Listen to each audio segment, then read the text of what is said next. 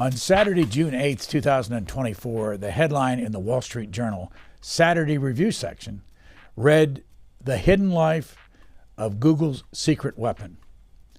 The author was Brody Mullins, a veteran investigative reporter for the Wall Street Journal.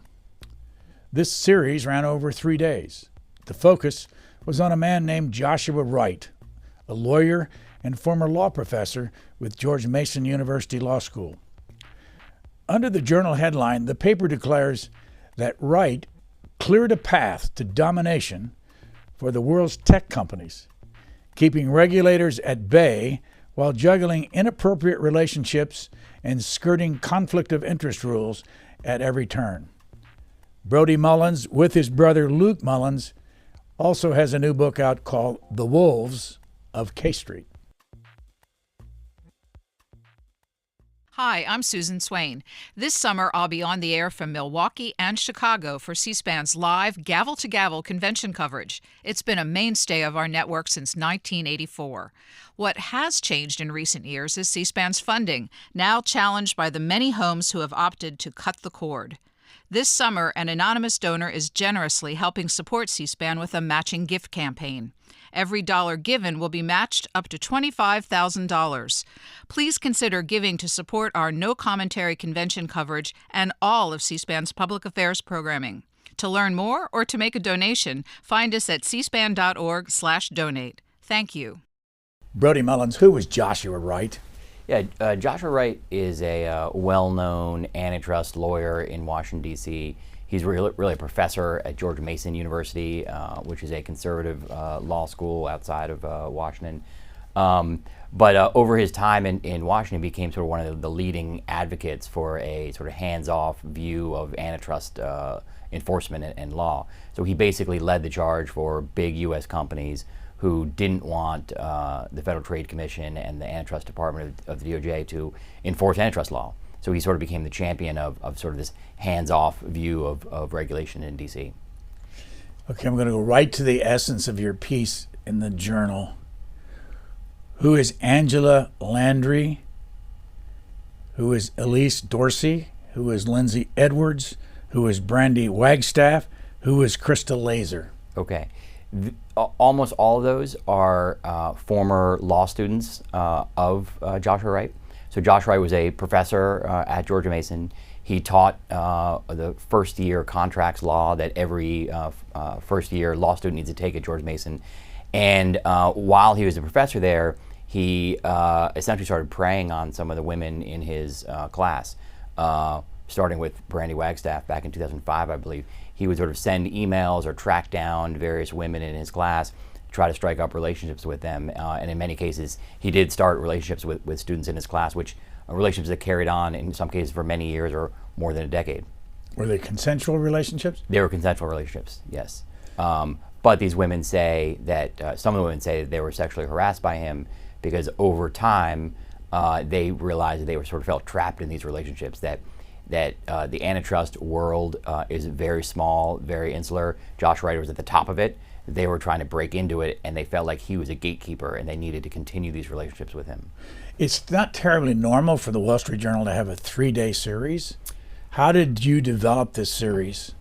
So I had been at the Wall Street Journal for almost 20 years. I've never written a 3-part series before, so that makes it very unusual.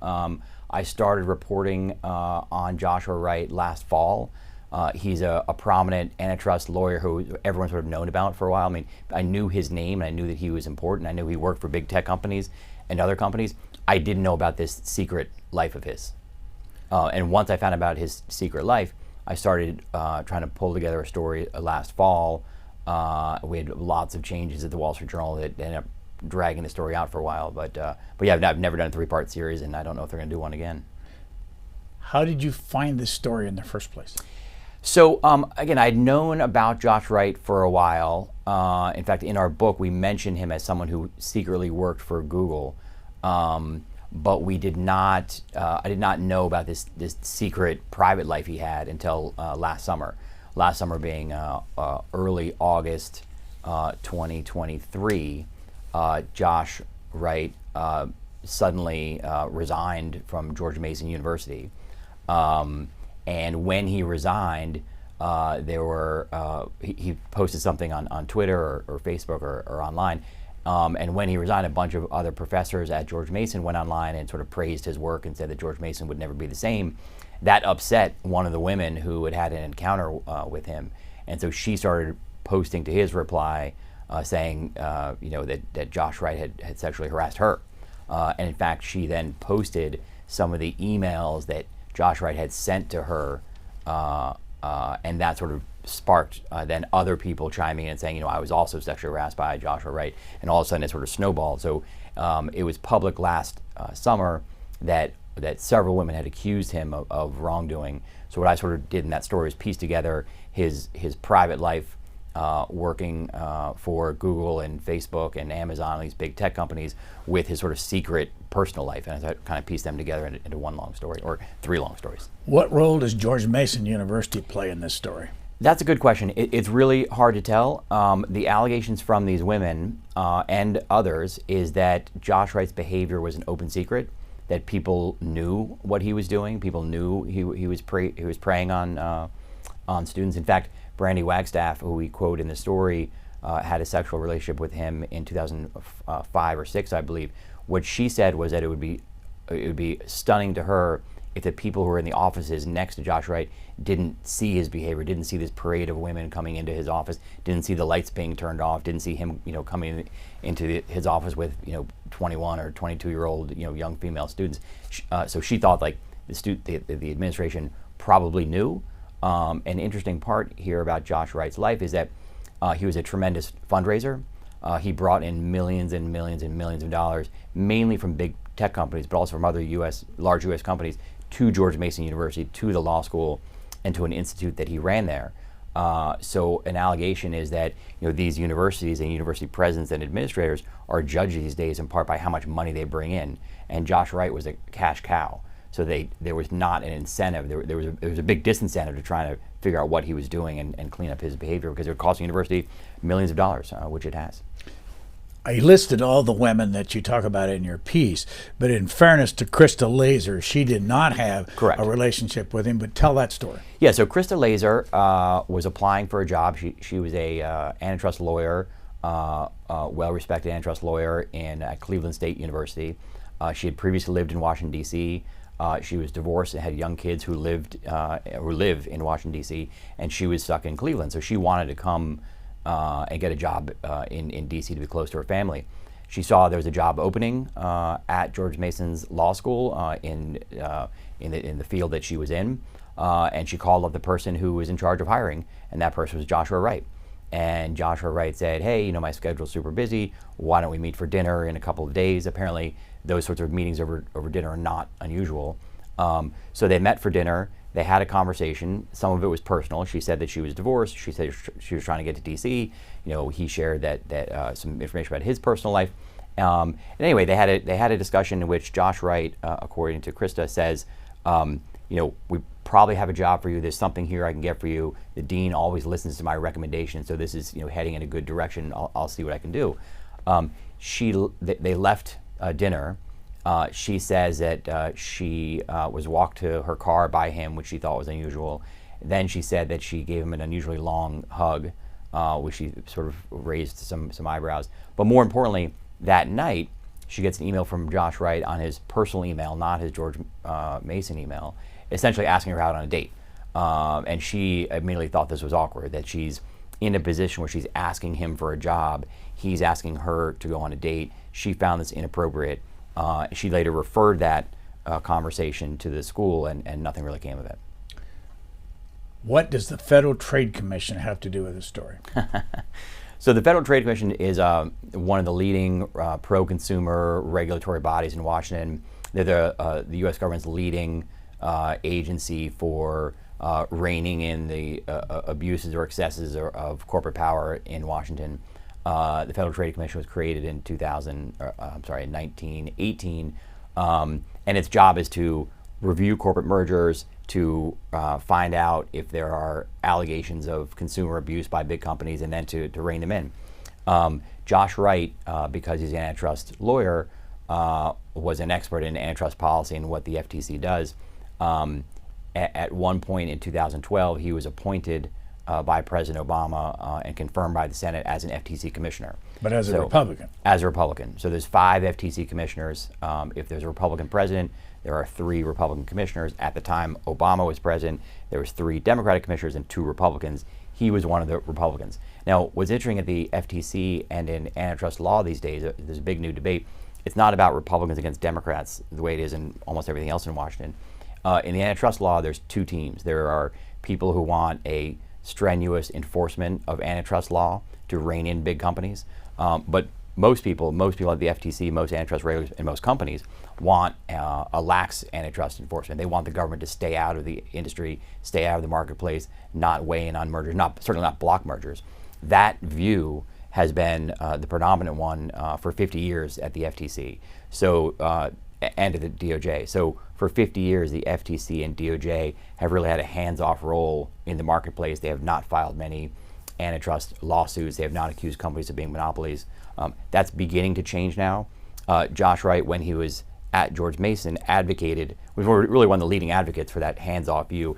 And then when he went to the FTC, he sort of had his hands on the tools of influence, where he could really prevent the FTC from interjecting itself and blocking mergers. Did he talk to you? No, I spoke with his lawyers. What did they tell you? They told me that there are many facts in the story that were not true. They wouldn't tell us what those facts were. After the stories came out, they didn't accuse us. They didn't point out any factual errors. More importantly, on a broader level, they said, all these women were in consensual relationships with Josh Wright, that he did nothing wrong. In fact, George Mason, at the time that Josh Wright was a professor there, didn't have a clear rule saying that professors couldn't date students. So they said he didn't violate any rules here. Meantime, I should say that 2 of these women have accused Josh Wright of sexually harassing them. In response to that, Josh Wright has filed a $108 million defamation case against these 2 women, which is moving forward in court. So according to Josh Wright and his lawyers, he has been the one who's been wronged here, because his reputation has been defamed by these accusations of sexual harassment. How many of the women talked to you? Most of the women who I contacted were willing to talk, whether it was on the record or on background. I mean, these women have filed, 2 of the women have filed public complaints against him. They have responded in court to his allegations that they defamed him.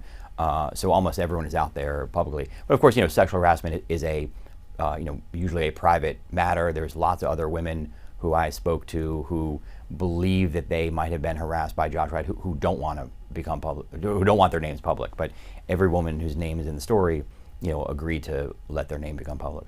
What kind of reaction did you have when the series ran in June? So more than 1 million people read the stories, and for the Wall Street Journal, that's a grand slam. The stories were a big hit. I think lots of people thought, one, that his behavior was reprehensible, but also, this guy was sort of secretly lobbying and impacting federal policy on monopolies, on antitrust. I mean, he was a big reason why the federal government has never been able to rein in the tech companies, Google, Facebook, Amazon. So there's a whole other side of this story where we were sort of exposing one of the reasons that Google, Amazon, Facebook have avoided any major antitrust scrutiny until now. How old is Joshua Wright today? That's a good question. He is about 37. Your article says 47. 47, sorry, off by a decade. 47.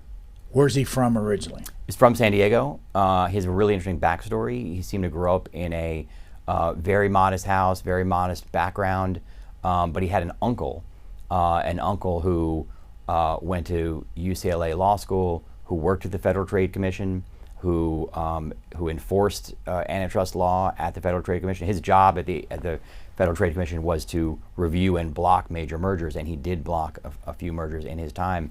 He then left and went to the private sector, went through what we call a revolving door, went to work for a big law firm that defends big U.S. companies in mergers, Then he swung back to the FTC for a short tenure, and then back to corporate America. So he made millions and millions of dollars as a lawyer in private practice, defending companies using some of the skills that he learned, while he was at the FTC.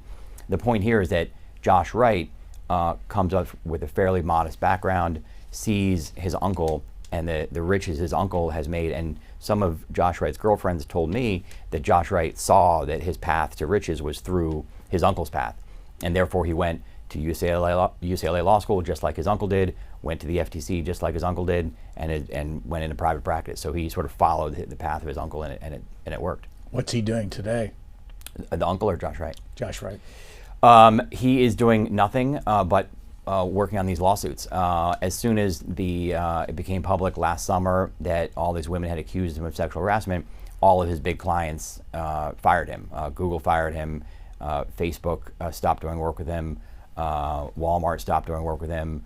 He had a contract with the American Enterprise Institute. They got rid of him. And then several major law firms where he was working fired him. So what's interesting here is that at George Mason University, where which was his public job, where he said, anytime he testified or anytime he wrote a paper, he said, "I'm Josh Wright. I'm a professor at George Mason University." He made $400,000 there, which is pretty good for a professor, I think. He made $2 million secretly, undisclosed, working for tech companies. So, so really, if you look at his financial earnings, he was much more of an advocate for tech companies than he was a professor. But he sort of cast himself as a professor because it gave him credibility in advocating for those tech companies, which were really his clients. What's the message for people that have no knowledge, particularly of Washington, that you find in this story? The message for me is that almost everyone who works and lives in Washington, D.C. is involved in the influence business in one way or another. If you look at the federal lobbying database, this is where anyone who lobbies Washington is supposed to register as a lobbyist. There's a legal definition involved in what it means to become a lobbyist. Under that lobbying database, under those lobbying rules, 11 or 12,000 people in Washington, D.C. are lobbyists. And in fact, I think it's more like hundreds of thousands of people. I mean, there's 4 or 5 million people who live in the Washington, D.C. area. If you don't work for if you're not a elementary school teacher or a bus driver or work in a restaurant or work in the media, you're probably involved in advocacy for a company or for an interest group in one way or another. That's what Josh Wright was doing. And what's interesting to me, which is actually more a topic for our book, is that lobbying has sort of moved in D.C. from those registered, disclosed lobbyists who go up to Capitol Hill and ask for favors to more like people like Josh Wright, people who are experts on topics, who are influencers on policy, who are listened to by policymakers and by members of Congress. So many of those people are actually working as lobbyists on behalf of companies or other interest groups. So for the average person, might pick up the Wall Street Journal Sunday and see an op-ed piece, see an opinion piece, and it's written by a guy like Joshua Wright. What do you not know, and what's responsibility of the journal to tell us when we read that? So you need to be wary. I mean, in my career as a reporter, I've written several stories about people who published op-eds in USA Today or the Wall Street Journal or the Washington Post who were actually paid to write those op-eds.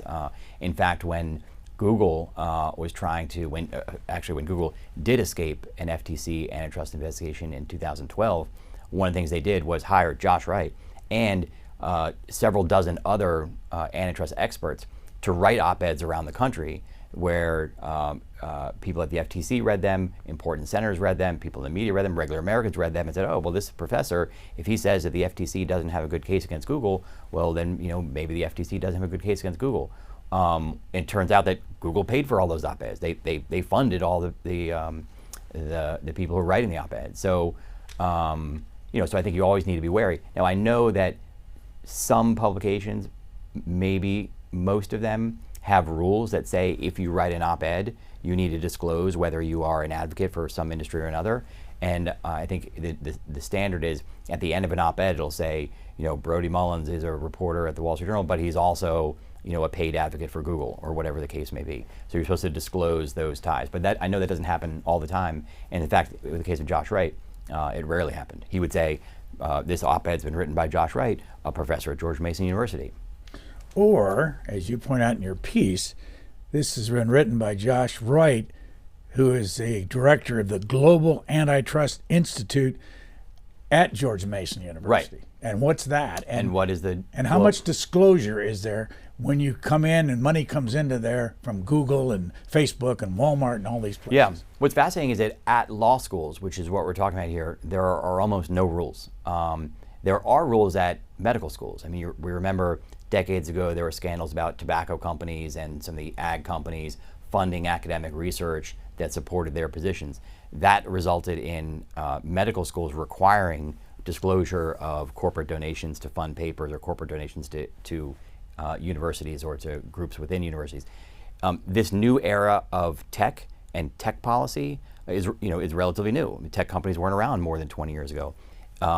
The schools that write papers or have academic research involving tech companies are law schools, not med schools. So law schools are relatively new to this game, and it's about should antitrust laws apply, or should intellectual property apply, or what should privacy rules be for children or for minors or whatnot. So all those debates are legal debates taking place at law schools, and law schools have been slow to the game in coming up with rules like this. You asked about the Global Antitrust Institute. So the Global Antitrust Institute was an organization started at George Mason University by Josh Wright. And the idea here is that Josh Wright wanted to train federal judges and foreign judges, foreign regulators, on a sort of lax interpretation of antitrust law that he agrees in. And the idea is that in the United States, if the Federal Trade Commission or the Antitrust Department of the Justice Department believes a company is violating the law, they need to sue them in court. So Josh Wright and big tech companies essentially lobby those agencies not to bring cases. But then, very smartly in their case, they then go to the jury. Basically, they go to judges and train them on their view of antitrust. And the idea is that if the Federal Trade Commission or the Justice Department files a lawsuit, they go to judges who are all of a sudden trained in this business-friendly view of antitrust. Josh Wright and the Global Antitrust Institute is responsible for that. They have trained hundreds of judges. The training sessions are always in some vacation destination. They're fully paid for by companies who donate to the Global Antitrust Institute. They're almost like vacations that judges take. They're free. You can bring your spouse. So judges go to these. They learn sort of one side of the interpretation of antitrust law, the pro-business side. And the hope is, and it's been successful, that when they hear cases, the FTC suing Facebook or FTC suing Google, that they take the business side because they've been trained by Josh Wright. How many antitrust cases are now active among companies like Google? So things seem to be changing here in Washington. I mentioned before that for the last 50 years, the government, the FTC and DOJ have taken on this lax view of antitrust enforcement and allowed companies to grow bigger and bigger and bigger.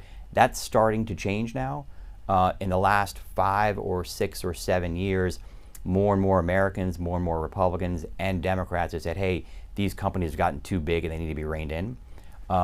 So therefore in the Trump administration, with a lawsuit by DOJ against Google accusing it of being a monopoly, that case sort of went away. But when Biden became president, he nominated 2 very vigorous FTC and DOJ antitrust enforcers, Lena Khan at the FTC and Jonathan Cantor at the DOJ. They have been the most aggressive regulators we've seen in 100 years at those agencies. They have filed a number of cases. There's a case, there's actually 2 cases against Google, one of them reviving the Trump case, one case against Apple and a case against Amazon. So 4 big cases right now. They're sort of moving their way through the system. Because the courts have been for so many years so pro-business, we'll see what happens with those cases. But at least on the enforcement side, the agency side, things are much more aggressive in the last couple of years than they have been. Would you have had a story if there hadn't been the sex relations part of this? I don't think so, because I have known about Josh Wright for a long time.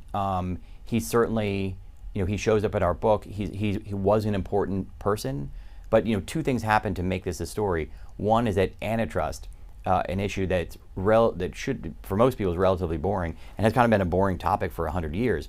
All of a sudden, the country's views on antitrust are changing, and to me, that's fascinating.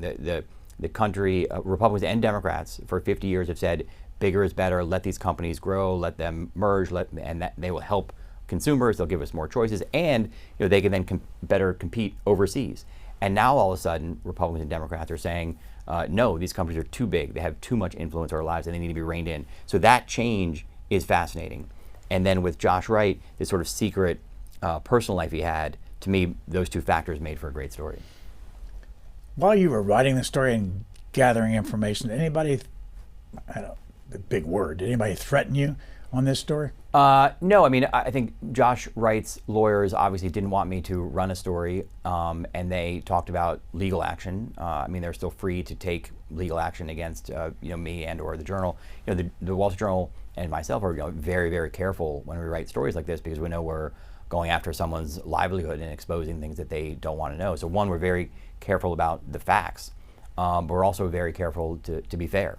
In this case, so much of the information that ended up being published in our stories had already been public in these lawsuits that Josh Wright has filed and the countersuits by the women. So in a defense from a lawsuit, or a good defense from a lawsuit, is that we're getting this information from public sources, these lawsuits, which we did. What episode had the biggest impact on Josh Wright's family? What do you mean by episode? What? Well, I mean the divorce that came out of it, and what triggered the divorce. Yeah. And in your story, you tell us how much the house was worth and how much money his wife and family got, and his 3 kids. So, obviously his wife and kids have been dragged through the mud. They did nothing wrong. Certainly that his children did nothing wrong. I think that, things really started going haywire for Josh Wright 5 or 6 years ago, 2018 and 19. He was working for a law firm called Wilson Sonsini. At the time, I believe his wife had suspected that he was having an affair or affairs. In fact, he was having 4 or 5 affairs over the course of a couple of years, in addition to having a wife and 3 children. So there was a point, though, when his wife, I guess looking through or rummaging through his documents at home, came across a travel receipt for work that listed the name of one of the women who he was having an affair with. That woman's name is Lindsay Edwards. The wife was suspicious at that point, ultimately called Lindsay Edwards at her office and said, "Are you having an affair with my husband?" I'm pretty sure that that Lindsay Edwards denied the affair, but the women kept talking over time, which was unusual. There was sort of an unusual alliance here because they were both mad at Josh Wright, even though they were both sleeping with him. So his wife obviously is suspecting something's going on. Lindsay Edwards was a young associate at Wilson Sonsini. She had met Josh Wright at George Mason University, where she was a student also. There was a 10-plus year age gap, and she worked for him at the firm. Josh Wright kept promising her that they were going to get married, they were going to move in together, they were going to have children and start a life. And after a while, she thought, wait a second, this is not happening, you're still with your wife. So she started getting upset about his refusal to leave his wife. This is now the fall of 2019. At some point, other young associates at the firm, Lindsay Edwards' colleagues, became suspicious also. Lindsay Edwards was all of a sudden getting these great assignments. She was going to meetings with Josh Wright at the FTC. She was talking to Google, and they weren't getting these assignments, and they thought, what's going on? Then they saw them together a lot. They saw them leaving the office, and they grew suspicious and thought, oh, Lindsay Edwards is getting these great assignments because she's sleeping with the boss, which is something that you're not supposed to do. They then started clamoring for an investigation inside the firm. Eventually, there was an investigation, and remarkably, the firm brought in Josh Wright and said, hey, are you having an affair with Lindsay Edwards, your associate? And he said no. And then they brought in Lindsay Edwards, who at this point is upset that Josh Wright is still with his wife. And they say, Lindsay Edwards, are you having an affair with Josh Wright, your boss? And she says yes. And at that point, Josh Wright was pushed out of the firm. So what happened to the relationship between Lindsay Edwards and Josh Wright? It's hard to explain here. So around that point, they broke up for 2 or 3 months, from November, December to maybe January, November, December 2019 to early in 2020, they broke up. During that time, she became friendly with some of the, or she continued, she spoke often, sort of created an alliance with some of the other women who were having affairs with Josh Wright. Josh Wright's wife leaves him at that point, kicks him out of the house. I think she kicked him out of the house in January 2020. So all of a sudden he's suddenly on his own. Josh Wright is. His wife starts divorce proceedings. Josh Wright reaches out to Lindsay Edwards, the woman he was sleeping with at Wilson Zini, and tries to rekindle their relationship. He's eventually successful, and he and Lindsay Edwards then stay together. The wife divorces him. The other women sort of scatter, and so he ended up staying with and moving in with Lindsay Edwards. So if you look at this stand back from and look at it from what we would call in this era, this is hard, good government. Best practices, all the words that they use about honesty and all that. What are the triggers here? In other words, as a reporter, what are the things that matter to you? Example, you've got lots of quotes in here and lots of information, and you say in each article, emails, lawsuits, all that stuff. Where did you find the most valuable information? Ironically, the most valuable information came from Josh Wright. If you were to take his lawsuits, the information that he included in his lawsuits, which includes, by the way, in order to support some of his positions against these women and to defend against the women's countersuits, he includes emails and text messages and screenshots of all the conversations he was having with these women. And a lot of those quotes are in our story. So he put a lot out there himself. Had he not filed this lawsuit, we probably would have had a story, but it might have been a one-part story, not a three-part story. He put a lot out there himself. And then in the women in their countersuits, they included their own emails and text messages. So we really had a lot to work with from just the public record. You had a picture, or a couple of pictures in the article of one of the women, and I believe it was Landry. Angela Landry. Angela yes. Landry. Why did you all take the journal Yes. take the picture? And Yeah, why did she allow that? What was her interest in that? I might be speculating here a bit, but the journal has a photography staff, obviously, and the photography staff asked me how to get a hold of the women, and I asked the women, hey, would you be willing to be shot for photos? They all agreed. I think their idea is that they believe that to end sexual harassment, more broadly, that women need to speak out. They made a decision last August, to stand up and say that Josh Wright had sexually harassed them, and I think they're carrying through with their pledge to stand up to Josh Wright, and hopefully that will encourage other women in similar situations to stand up for themselves. I don't think these women have that much to gain. They are very prominent, very highly educated, very smart women working at major law firms in D.C. and respected people in the Antitrust bar. So to stand up here and still building their careers, and to stand up and create this huge distraction on something so personal, I think takes a lot of courage. This was published around the first week in June on a Saturday, Monday, and Tuesday. When did you finish it? So I finished. So I had worked all last fall, the fall of 2023, reporting the story. I didn't know exactly where the story was going to go. There had been some turmoil at the Wall Street Journal where my direct editor had left the journal.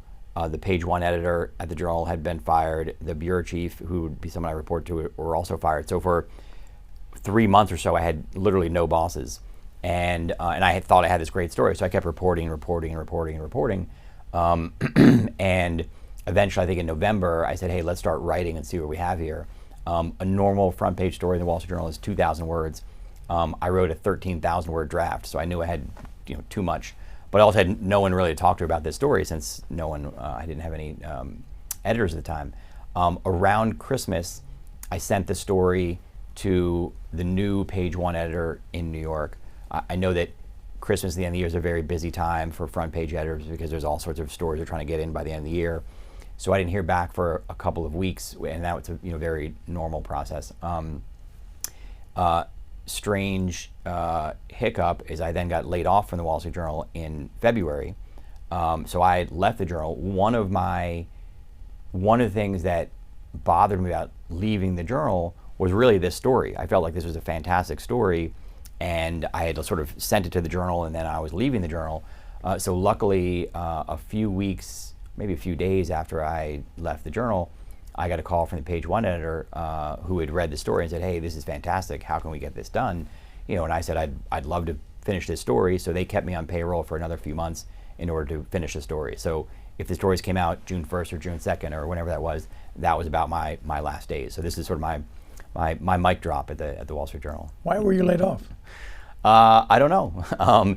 It's sort of a complicated story. I don't have a full picture. The Wall Street Journal did a bunch of restructuring in DC. I worked on a 7-person team that covered business in Washington. They closed down that division. There's a bunch of reporters who covered financial services and regulatory agencies. They were laid off. So I think about 30 people in DC, including editors, reporters and editors were laid off. I don't have a good explanation for why that was. There have been, since then, been other layoffs at the Journal. So I don't have a good answer. I know some of my colleagues have asked, why was I laid off, and they were not given satisfactory answers. But the good news for me is that I have a very long severance, so I'm going to sort of take that severance and figure out what to do next, maybe write another book. Or You have a family? Yep. I have my wife, Lauren, has been very supportive, and 3 great kids. Nola, who's about to turn 12, Navy, who's 9, and my young boy, Bobby, who's 4. You have any idea what you'll end up doing? I don't. I have written this book that came. So the other reason that was the timing of me getting laid off was not terrible is that I had this story to finish up, and I had a book called The Wolves of K Street that came out on May 6th. So I was sort of gearing up my, doing a book tour and doing book talks around the time I was laid off. So suddenly having all this time off and not having a full-time job, actually worked out really well because I sort of moved into publicity. The book is mainly about the rise of corporate power in DC. But the end of it is a little bit about the fraying of the pro-business alliance, maybe the beginning of the decline of corporate influence in DC. I think that could be a great topic for another book right now. So I may, one of my ideas is to sort of pursue that, but I need to think that through, come up with a proposal, and get a book deal first. I'm holding the book in my hand, and I want to ask you why the title is The Wolves of K Street. That's a good question. I don't know. We had thought, we had probably 24 different names that we were trying to think of, trying to come up with, or proposing for a title. Somehow I came up with The Wolves of K Street one night, and it sort of stuck. K Street is the avenue in DC where the lobbying industry is based, sort of like Madison Avenue in New York or Wall Street in New York. K Street is where the lobbying industry used to be based. Many lobbying firms are no longer based on that street, but K Street is sort of the term of art for the lobbying world. And Wolves of K Street, we sort of see them as like, these are like the bad guys on Wall Street, or on K Street. These are the people who are really the most exceptional characters that we chose to write about. Jim Courtovich. He had some strong things to say to you in the book. Who is he, and why did he have these strong things to say to you? So we write about 4 or 5 lobbyists / influence peddlers. We write about their lives and careers in DC. All of them had incredibly rapid ascents and steep declines. A couple of them ended up dead. A couple of them ended up with their firms in shambles. And those 5 lobbyists help us explain how Washington has changed in the last 50 years, how companies have gone from having very little influence in Washington to being incredibly influential in Washington, and also how lobbying has changed. Jim Courtovich is one of the characters we write about. We write about him because he is someone who came from New Hampshire. He had a very novel idea about how to influence policy in Washington, which was to not be a lobbyist, but to sort of try to influence the media. So he would throw big lavish parties in DC, invite reporters from the Wall Street Journal and the New York Times and the Washington Post and C-SPAN, or CNN, no one from C-SPAN, from CNN and other folks. And he sort of created this big roster of friends in the media who he would then turn to for favors on behalf of clients. One good example we have in the book is after the financial crisis, Goldman Sachs and its CEO was under the gun. There were hearings in the Senate with the then chairman or president of Goldman Sachs, and Goldman Sachs knew the media publications and knew the reporters on Wall Street, but didn't know the folks in DC. So they hired Jim Courtovich because Jim Courtovich said, "Hey, I know all these men and women." So Goldman Sachs paid him at first $50,000 a month to basically try to influence or get their stories out, get their defense out to the small group of Capitol Hill reporters who were covering those hearings. And then he took that model and replicated it for many other clients. Well, I can't use the language, but I'm going to read what you have quoted him as saying to you. How did you get this from him? Texts and emails. You're an effing moron who lives in Sville. That's the word. I'm coming after you full guns, and that's why I live where I do, and why you live where you do, and that's why I've never worked in a cubicle or taken the metro. We are going to the mattress, and like everything in my life, I will win. Yeah. So the situation here is that, in Washington, there's people who have power and influence, and there's people who make it seem like they have power and influence. In our case, we're writing about this guy, Jim Courtovich, who had created this image of being incredibly influential in Washington, incredibly powerful.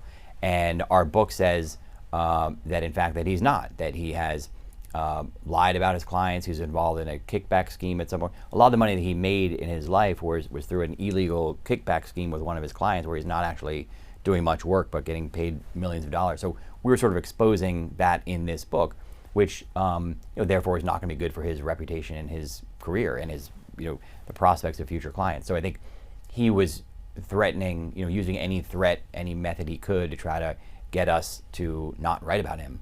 And one way that people who are being written about in books or stories try to get out of it is by threatening to sue. And that's essentially what he was doing, saying, I'm going to sue you, I'm going to take your house, I'm going to take your money. And that was his tactic. I saw a picture in preparation for this of Mr. Courtovich and he was dating at the time Jeff Zeleny of CNN, a reporter. I think it was at the White House. Yes. Walking in, holding hands, but it's stated, I don't know whether you stated it or not, but they're no longer dating. Correct. What's that image of a CNN reporter with a big-time lobbyist together? Do you know any more about that? So I think that Jim Courtovich, in order to create this perception that he was very close with people in the media, wanted to have around him people in the media and wanted people to sort of see him as sort of a friendly person and not sort of a lobbyist or not a paid consultant for corporations, but more like a friend of the media. And through that process, he dated Jeff Zeleny for many years. They broke up a couple years ago, but I think that image was good for Jim because there's so many reporters who knew Jeff Zeleny and were friends with Jeff Zeleny and worked with him at the Chicago Tribune or at the New York Times or at ABC or at CNN, and having Jeff around made Jim seem more friendly. It seemed like he was more part of the reporting team, and reporters sort of let their guards down. How much of that kind of relationship between lobbyist and journalist goes on in this town? I think a lot. To be fair, I've been a reporter who's covered lobbying and business in Washington for 20 or 25 years, and lobbyists are some of my best sources because I can go up to Capitol Hill and cover a subcommittee hearing, and you can try to call all 17 members on that subcommittee, Republicans and Democrats, or call all 17 press secretaries, and it's hard for me to get information that way. Lobbyists have already done that. They're going to the fundraisers, they're playing golf with the members, they have relationships with staffers. So I always found lobbyists to be a great resource for me. Now you have to know that if you're talking to a lobbyist for a company, they have one view. But as long as I know that and can sort of try to filter that out, or if I talk to multiple lobbyists to sort of triangulate or to get different viewpoints, I think that's a good way of reporting. So I think, in fact, I would say that more reporters should have those relationships with lobbyists in order to get information. In this case, the lobbyist was trying to spin reporters and give them, plant stories with them that they would write. They would help clients or hurt clients or advance their causes in Washington. I think that's a little bit different. What story in your book, I don't know that you consider it your best, but what one is the best explanation of the way the town works? Yeah, so the best story, and the one that we start with, is a lobbyist named Evan Morris, who we actually spoke about here on the show 6 or 7 years ago. So I originally wrote this story for the Wall Street Journal in 2017 and then became the center of this book. So there's a lobbyist named Evan Morris, who is a young, hotshot, up-and-coming lobbyist for a big pharmaceutical company. He was making a ton of money. He was incredibly successful for his firm. And he was using sort of new age lobbying tactics, as in, lobbying in Washington used to be a game played with campaign donations and rounds of golf and expensive meals together, so that lawmakers and lobbyists became friends, and then good inside and connected lobbyists could get favors from their members of Congress. That doesn't happen as much anymore. Lobbying takes place more, I think, out in the country, where lobbyists know that in order to get a member of Congress to come around to their position, they need to get 51%. If a majority of constituents support a trade bill or a tax cut, then the lawmaker will follow and will vote that way. So a lot of lobbying now has moved outside of D.C.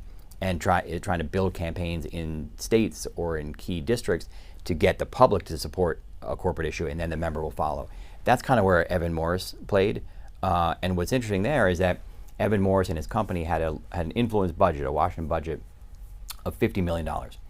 $5 million of that $50 million was spent in traditional lobbying, what we think of as the fat cat lobbyists going up to Capitol Hill and trying to get favors. $45 million of that was spent outside of D.C. So that just sort of shows how much more prevalent that type of lobbying is. Interesting note here is that under the lobbying disclosure laws, the $5 million that's spent in D.C. on traditional lobbyists, that money needs to be disclosed by lobbyists who are required to register their activities, what they're doing, how much they're getting paid, who their clients are. The other $45 million has no disclosure to the government, to the public, to reporters, and in this case, even to his company. So Evan Morris realized that he could start stealing that money, and he teamed up with Jim Courtovich, the guy we just talked about, and they sort of created some fake campaigns, some very broad contracts, and Evan Morris would send $2 million to Jim Courtovich, and he'd send half of it back, and they did that for 10 years without anyone noticing. And so I think that was the most amazing story. But you say in the back of your book, where you talk about some of the people you've been writing about, after Evan Morris's death, Morris's wife Tracy and Evan Morris's estate reached a settlement agreement with Genentech for money the company believed was stolen. When did he die? What did he die of? And did he ever? Was he ever charged? So it's the tragic story that it's the opening scene in our book. So Evan Morris and Jim Courtovich have this scam where they're passing millions of dollars back and forth. Evan Morris is sending tens of millions of dollars in Genentech money to Jim Courtovich and his companies. Jim Courtovich is sending half that money or a portion of that money back in a classic kickback scheme. That goes on for 10 years. In July 2015, or I should say, in the spring of 2015, Genentech, which is based outside of San Francisco, gets a letter from an anonymous tipster, a whistleblower, saying, hey, you should look into Evan Morris, the way he's spending, there's something fishy that's going on. So the company hires or turns to an outside lawyer to do an investigation. They start looking into Evan Morris and all of his expenditures, and they see all this money going to companies run by Jim Courtovich, and they just are curious about what is this guy doing? What's he hired for? What work is he producing? And is it worth all this money? In July 2015, Genentech's top lawyer reaches out to Evan Morris, who's playing golf at the time, and says, hey, I'm going to be in D.C. tomorrow. Clear your schedule. Evan Morris, who has been stealing money from his company for 10 years, is obviously worried that the top lawyer of the firm is coming into Washington. So the next morning, he drives into the office. He goes to meet with the outside law firm, and within a short period of time, he realizes, the game is up. They're on to me. So he excused himself from the meeting. He gets in his Porsche and he leaves D.C. He drives out to his favorite golf course, which is Robert Trent Jones golf course outside of D.C. Meantime, his wife is incredibly concerned about him. His wife knows of this big meeting, knows he was worried about it. His wife is texting him and saying, hey, what happened in the meeting? And Evan Morris is giving her sort of curt replies, not really giving her a full answer.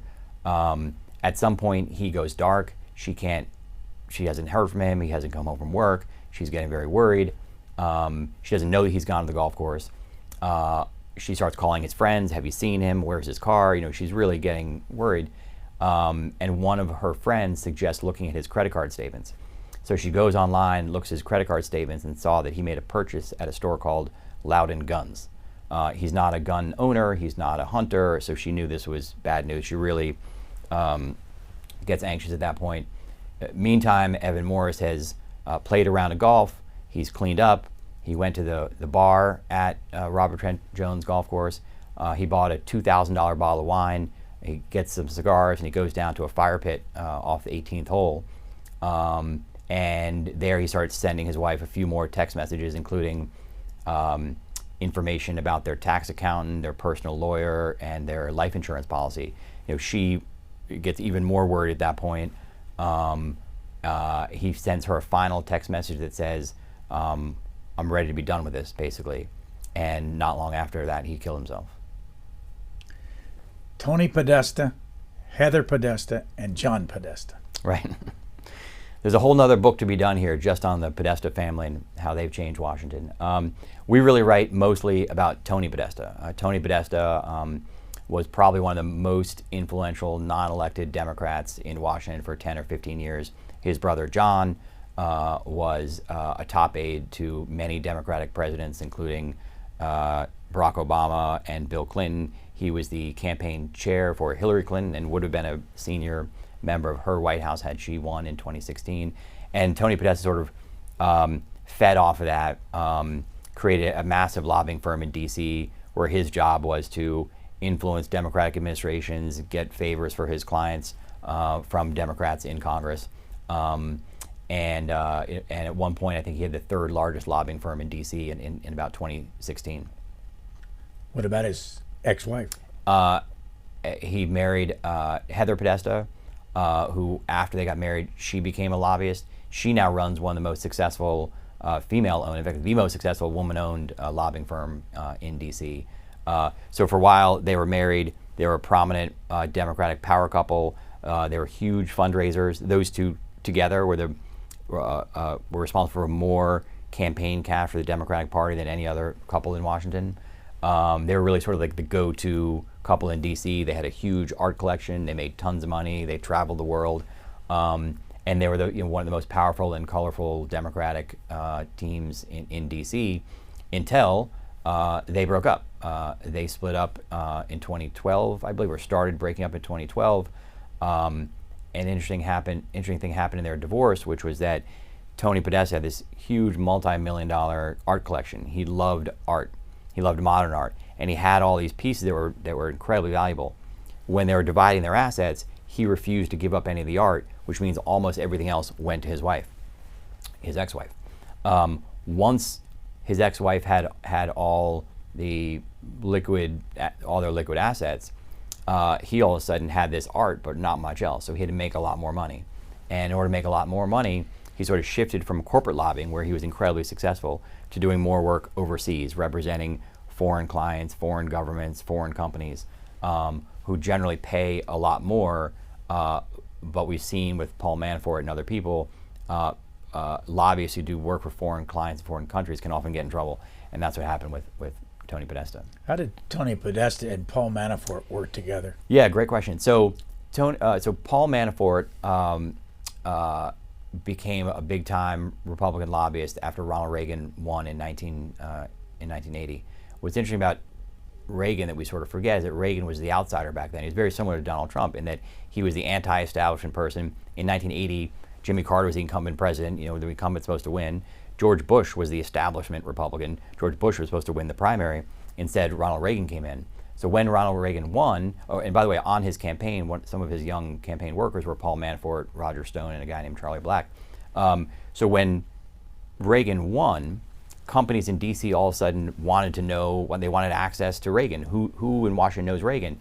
There were not many Republican lobbyists in Washington at the time, in part because Democrats had controlled Congress for 30, 40 years at that point. So there weren't really many, Republicans didn't really matter in Congress. And therefore there weren't any big time Republican lobbyists. Any Republican lobbyists that the city had were Nixon people who got flushed out of DC with Watergate. So Paul Manafort, after Reagan won, said, I can be a lobbyist. I know the people in the Reagan administration. I worked with them. So they started a firm called Black, Manafort, and Stone. They represented all the big time companies of the 1980s. Solomon Brothers, TWA, Rupert Murdoch, and even Donald Trump. At some point, Paul Manafort wanted to make even more money. He was making millions of dollars then. He wanted to make even more money. And he realized that the way to make more money is to work overseas. So he went to Ukraine.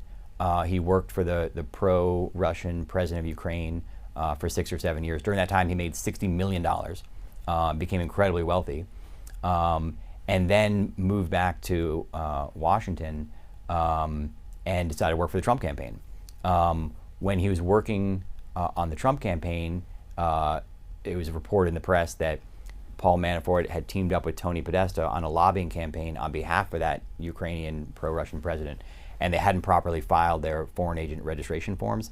This is sort of complicated, but if you represent a foreign company or interest or political party, you need to file once every 6 months a foreign agent registration form, which basically says, hey, I work for this foreign government. Those two did not. Something that no one ever would have noticed except for the scrutiny that Paul Manafort got from the media when he was Donald Trump's campaign manager. So once he becomes campaign manager, the media starts looking into his career, realizes that he worked for the pro-Russian Ukrainian government, didn't file his form. That led to a big FBI investigation that became the Mueller probe, which ensnares both Paul Manafort and Tony Podesta and basically blew up both of their firms. Why did Paul Manafort go to prison? He went to prison for several reasons. He was charged with dozens and dozens and dozens of crimes related to all sorts of alleged wrongdoing. The main thing was that the $60 million that I said that he made in Ukraine, he tried to not pay tax on that and bring it back to the U.S. He fudged forms to make it seem like he had not made that money. So had he paid his taxes, he probably would have been fine. There were other crimes related to his work overseas. There's a type of form that you need to file with the U.S. Treasury Department if you have huge wire transfers overseas. He didn't file those forms. He also didn't fill out this Foreign Agent Registration Act form. So he eventually pled guilty to a whole range of crimes. There was plenty more that he could have been charged with that he wasn't. How long was he in prison? He was in prison for 3 or 4 years until he was let out when COVID started by the judicial system to have just home confinement and ankle bracelet. So he was not actually in jail, but he was still incarcerated. And then right before Christmas in 2020, when Donald Trump had lost the election, was leaving, he pardoned Paul Manafort. Tony Podesta, did he have any, was he charged with anything, and did he have any? Tony Podesta was never charged, but in 2017, when Paul Manafort was charged, the indictment from Mueller's office that charged Paul Manafort essentially said that his co-conspirators included Tony Podesta.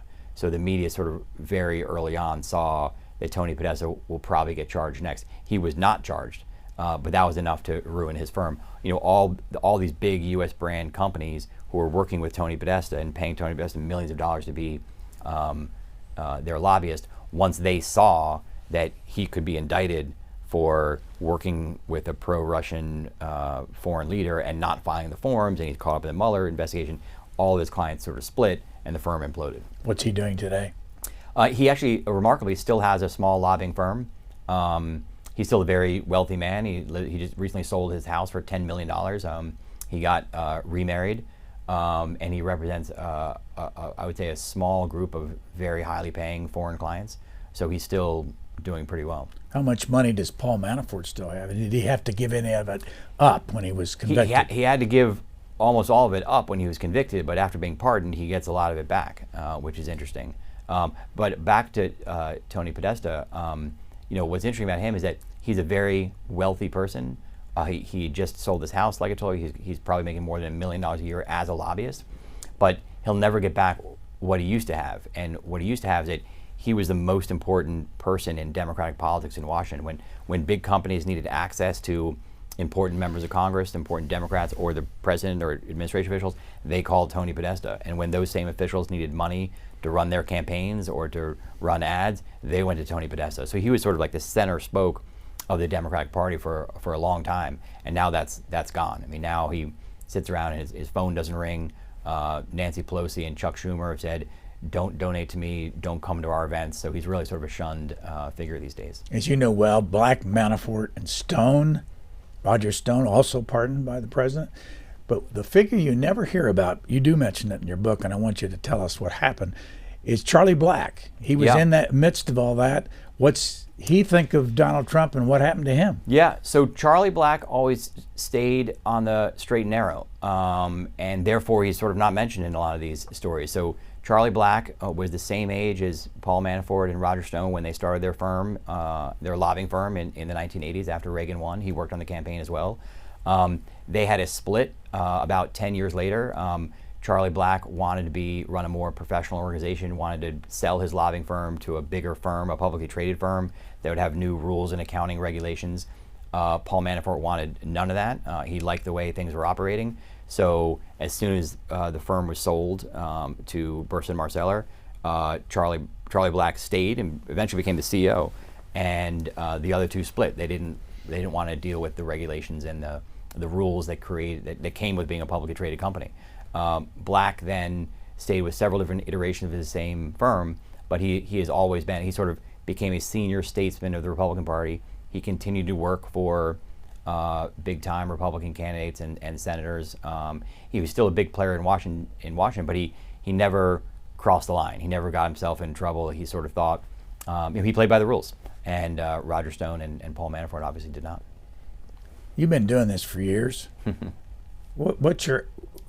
How do you feel about this? Let's say you're talking to a group of young people, and you go through all this, and they look at you and say, "What should I expect about the future? What should I think about this process?" So there's lots of things to be worried about, but also I think Washington D.C. is a great place to work, especially for young people. At first you don't make a lot of money, but you're doing important things. You're doing heady things. I tell reporters coming to D.C. that it's a lot of fun. You get a lot of power. You get a lot of access. One of the things I did when I was a young reporter was cover a couple of small subcommittees on Capitol Hill, and it was a blast because you get to know the members of Congress, you get to know the lobbyists, you get to know the staffers, and you're really making legislation and laws. I think DC has gotten worse since then. It's gotten more partisan. I think companies have a lot more influence than they had back then. But I still think it's a fun place for young people to come and work. And I think I'm always optimistic, and I think things can change. I mean, one of the things that we sort of write about in our book also is that it could be that things are changing in Washington, and that companies are a little less influential than they were just a few years ago. We see more and more progressives on the left and populists on the right who are getting together to try to rein in companies. We've seen a bipartisan effort, back to Joshua Wright, a bipartisan effort to try to change antitrust law and make the government more strongly enforce antitrust laws. And that's bipartisan. I mean, in a normal world, companies would say, all right, Lena Khan and Jonathan Cantor are really going after us on an antitrust front. Let's just elect a Republican and everything will go back to normal. But Donald Trump shares a lot of these views on so that the companies have gotten too big and too influential. So if there is another Trump administration, things could continue to get worse for corporations. So I think there is a growing populist change that could be helpful. If Donald Trump were to be elected again as president, would Paul Manafort go to work for him? Yeah, so what's interesting is that Paul Manafort, I think, is considered to be a big loser in Washington and in politics now. He's a convicted felon. He was pardoned by Trump. He lost all this money. He's sort of chewed up and spit out by D.C. But there's no one in Washington, there's no one on the planet who's gone to jail for Donald Trump. And Donald Trump, as we know, values loyalty above anything else. And there's only one person who's proven his loyalty by going to jail for him, and that's Paul Manafort. So certainly, if Trump is elected, Paul Manafort will advertise, will let it be known that he has access to Trump, and if you pay whatever exorbitant fee he's going to charge you, like he'll essentially become a lobbyist and will probably be one of the more successful lobbyists we've ever seen.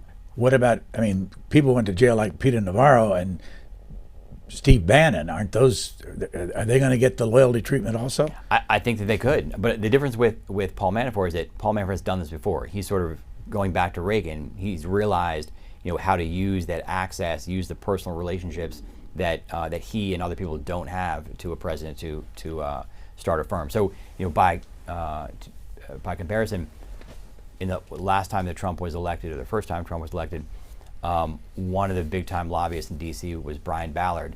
Brian Ballard had no office in D.C. He was a Florida fundraiser and lobbyist. He knew Donald Trump just tangentially, did some fundraising for him. They were not friends. When Trump won, Brian Ballard moved his operations to D.C., started a lobbying firm, and in 4 years made $100 million through the access that people knew he had to Trump. Paul Manafort could double that. I'll ask it again. Anything wrong with this system? So the problem with the system right now is that only one side has influence. I mean, before the 1970s, companies would come to Washington and lobby. Labor unions were strong and they were lobbying. Ralph Nader's and consumer groups were lobbying. Environmental groups had interest, and all these competing factions would battle each other. What's happened since the 1970s is that the companies have poured so much money into DC that they've basically eliminated labor unions. Environmental groups don't have the influence they have. The Ralph Nader just aren't around anymore. So the problem right now is that companies are the only interest group in DC, and they just have so much power that it's hard for the government to do anything that doesn't benefit them. Where are you from? From Washington, D.C. Where'd you go to school? Went to Gonzaga High School down here, and then Northwestern University out in Chicago. When did you decide you wanted to be a journalist? I was one of those weird people in like 6th or 7th grade. I don't know why. I just decided I wanted to be a journalist or wanted to be a writer. I think in high school I started reading the great books about biographies about presidents. I started reading about the great campaigns of 1960 and 1968, and just sort of really got into politics. And then at some point, I switched and decided I wanted to be a reporter in Washington, but I wanted to cover companies and industry and less presidential politics. The name of the book is The Wolves of K Street, and our earlier conversation was from a Wall Street Journal article in June about Joshua Wright, and we thank you, Brody Mullins, very much. Thanks a lot. Thanks for listening to the Booknotes Plus podcast. Please rate and review Booknotes Plus, and don't forget to follow so you never miss an episode. Questions or comments, we would love to hear from you. You can email us at podcasts@c-span.org.